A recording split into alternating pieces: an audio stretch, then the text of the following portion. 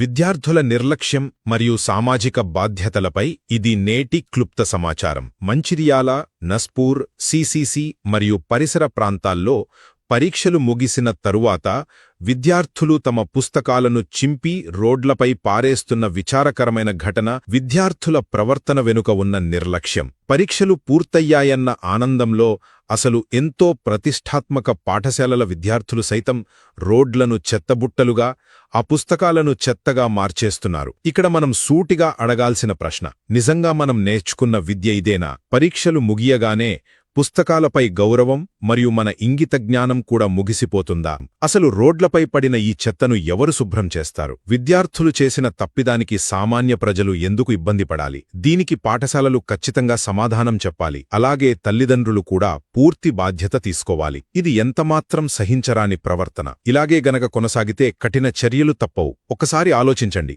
చదువును అందించే పుస్తకాలను, మనం నివసించే పట్టణాన్ని గౌరవించకపోతే అసలు ఆ చదువుకు అర్థమేముంటుంది? విద్యార్థులు తక్షణమే తమ బాధ్యతను గుర్తించాలి. పరీక్షలు పూర్తి కావడమంటే కేవలం ఒక విద్యా సంవత్సరం ముగిసినట్లు మాత్రమే. కానీ బాధ్యతగల పౌరులుగా మన కర్తవ్యం ఎప్పటికీ ముగియకూడదు.